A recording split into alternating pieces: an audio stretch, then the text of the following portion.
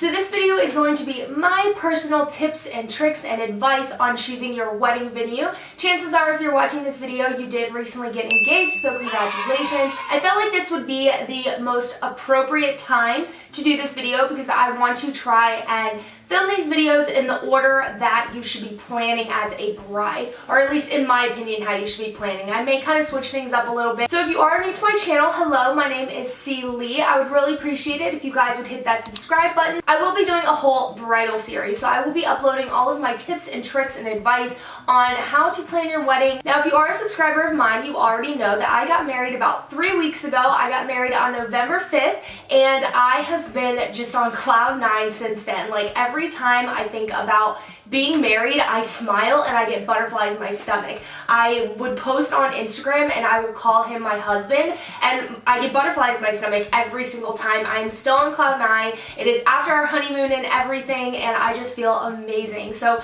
do know the wedding planning process is very difficult. It's very trying, but do know that the big day is going to be so special and so perfect. Don't even stress that part out. So let's go ahead and hop into my tips and tricks. So as you are browsing for your wedding venue, you really want to keep a couple of things in mind. First, you want to make sure that you go to a venue that you envision your wedding at. Now, and you will hear in many of my upcoming videos, I want you to kind of erase your dream wedding. And the only reason why I say that is because a lot of women in today's time have unrealistic expectations. They believe that their wedding is going to be what they see in Disney movies or on Lifetime or any of those huge weddings that they see in movies. That's how a lot of women envision theirs. And you really just kind of need to sit down and be realistic. You need to know that your wedding budget is going to deplete very quickly, which is kind of a whole nother topic. I guess technically this is already a little bit out of order because you already should have discussed your wedding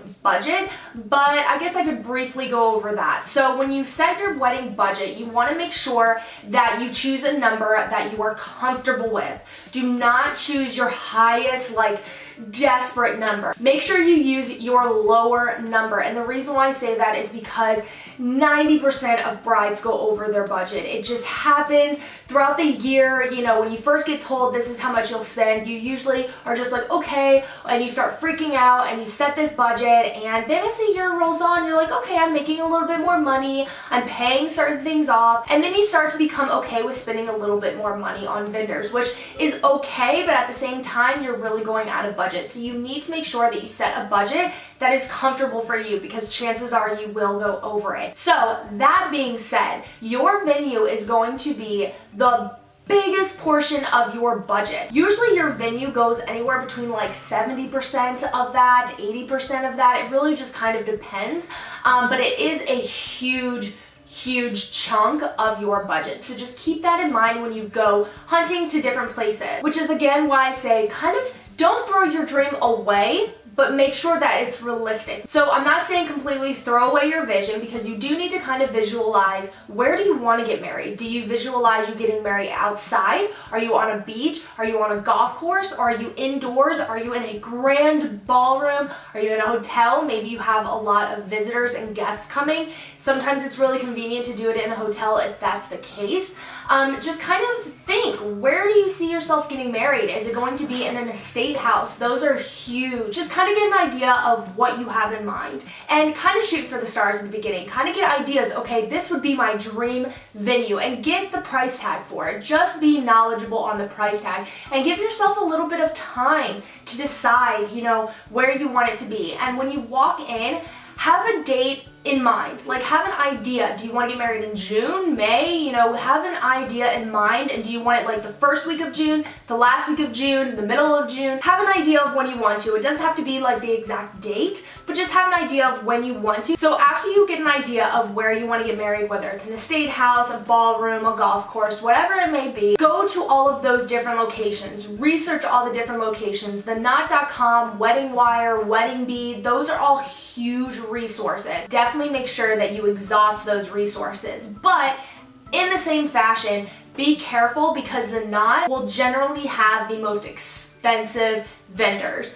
all of the expensive vendors, they're paying the knot or wedding wire or wedding bee, they're paying them to be featured. So they are going to be the more higher end vendors. So just make sure you kind of buzz through them and you weed through them and you find the more inexpensive or the more affordable vendors, unless you can afford the more expensive ones, whatever. Just keep that in mind. But go through all of those sites, figure out different places you can have this wedding, figure out different ideas, and set your appointments. So after you set your appointments, you want to go ahead and scope out the venue. You want to really visualize your wedding there. You want to visualize seats and chairs and guests dressed up, dressed down, however you want their attire. You want to really visualize people there. And for the non-visual people, it is a little harder. I am a little more non-visual, but I still was able to kind of picture the whole day and how I wanted to wrap it all together. So definitely just kind of get a feel for it. Notice where your photographer is going to stand. In my venue, there is the most hideous bar, and it was like the biggest eyesore or something. Like, I literally could not stand this bar. And so I just always was like, okay, I visualize my photographer on this side, like standing at the bar looking over. That way the bar's never in photos. So just kind of visualize how the night or the day is going to look. So different things you need to keep in mind when it comes to your venue. They're going to give you like a price sheet. They're going to give you different options, and what takes up the most of the venue is, number one, you have to pay for your ceremony if you're going to have it there. Otherwise, you're going to have it at the church. But if you have your ceremony on site, you have to pay for that, which usually isn't too much. It's usually just like a really small amount. And then to hold the reception, you're paying for that room or whatever it is, your ballroom or whatever it is, you're paying for that, but the big majority of the whole pay will be your catering. So a lot of venues in today's time make you use their catering, unfortunately. There are many where you can bring outside catering in. Outside catering, while that's a little bit cheaper, sometimes it's a little difficult because your options are huge and then you just have another bill you have to pay. Whereas in my venue, all of the food and the bar service was all just kind of, you had to use there. So it just kind of made it a little easier because all the money was going into one place. So make sure you go through their menus. Make sure they serve food that you like. And if they don't have catering there, then definitely get an idea of how much they're going to charge you to rent the room. But also keep in mind you're going to have to get an outside caterer and then possibly alcohol. You have to ask if you want to have a dry wedding, great. But if you want to have alcohol, you need to find out, do they do cash bar? Do they do open bar? Do they do some cash, some open? How do they run it? Do you bring in your own alcohol? You have to ask those types of questions because you need to know how they're going to provide everything. How are you going to provide the guests with their food and with their alcohol, if that's your choosing? So let's say that they do provide your food, that you have to use their catering. What you then have to decide is, do you want a plated meal or do you want a buffet? If you have plated, it is way more expensive, but it does look nicer to the guests. When you have plated, depending on how many tables you have, you really have one server per table. So you have to keep that in mind. You're going to be paying more gratuity towards more servers, and it's just a little bit more money because it's plated. If you do a buffet, it is so much cheaper. You don't have to pay extra gratuity for the service because there's really only going to be a couple manned stations. So definitely brainstorm and decide, is a buffet more for you or plated? And also just kind of get the different ideas as far as price rise goes. So those are different ideas you really need to keep in mind. You need to know that your food, your alcohol is going to be the most expensive part of it. So you can add that into your budget and just make sure that you're finding a venue that, you know, provides all the proper stuff within your budget. Now here's just a little bit of advice just to let you know from like a guest perspective. You want to make sure, while maybe like the bride and groom gets like really well catered, you want to make sure your guests are catered to. You really want to make sure that your guests are taken care of, because that's what's going to make the difference between like a mediocre wedding to like an outstanding wedding. Your day is going to be so special without having like a service on you 24/7. Like, we had service on us, but like we were almost never really using it. We were always like, no thank you, because we were so caught up in being with the guests. So just kind of be mindful of how your guests are going to feel during the day. Don't only focus on how you're going to feel. So what I mean by that is, okay, when it comes to the ceremony, if you live in Florida like I do, it's extremely hot. So if you're wanting to have a July wedding outdoors, just know your guests are going to be blazing hot. They're going to be miserable. And it's very frustrating to get all dolled up, get all pretty, and to go outdoors and just sweat. And then you are wanted to go indoors to then dance and kind of get close with people, give them hugs and everything after you just spent an hour sweating. So if you're going to have a summer wedding, no matter really where you live, I recommend doing it indoors. Make sure you do not make your guests sit outside, be outside for a long period of time during the summer months. Even I got married in November and I looked out, it was the only day, those like few weeks, it was the only day where like Friday literally was like 90 degrees, Sunday was 90 degrees, but Saturday was like in the 60s. It was so strange. Like all of us were like, how did you choose that day? Like that one special day was nice and chilly and perfect. I did get married outdoors, but it was perfect. It ended up being closer to the 70s. But obviously you can't plan those things. You can't just say, hey, the weather's gonna be perfect, so it'll be fine. Obviously you can't plan those things. So have a backup plan. If you choose to have it outdoors, have a backup plan. Will you be able to get married indoors? Should it rain? Should it be a little bit too hot? Can you change that? See if your venue allows that. Some venues will book every single room that's provided in the venue, so you won't be able to use the other. No matter what, you'll be forced to be outside. Will they have at least some sort of cover where there'll be umbrellas? I don't know. Have all of those different things in mind. You definitely have to think of those things. So when it comes to venue, it's really just kind of personal taste. What do you like? Do you like outdoors, indoors? Do you like greenery around you? Do you want it on a mountaintop? I mean, you really have to decide those things. There's a lot of castles actually that are in many, many states. I have some friends who are getting married in castles actually. There's one here, but it was just like $1 bajillion because Florida weddings are extremely expensive. And that is the next thing that I have to tell you guys. Weddings are extremely expensive. And if you book your venue right off the bat. We booked our venue within a week of getting engaged. Like we just booked it because we knew we would have a little bit less than a year to plan it. So we made sure we had a venue because a lot of women were booking 2 years in advance and we just weren't finding a lot of them that were available. So I had to book really quickly and we chose a very expensive package within that venue, and so it depleted a lot of the budget. So where we weren't really looking to spend more money, we had to because the venue pretty much depleted our whole budget. You really have to be careful and be mindful of your budget and decide, are you willing to spend a little bit more money? Do you think people will want to help? Will you be able to be contributing more to the wedding? You really have to keep these things in mind, you guys, because the wedding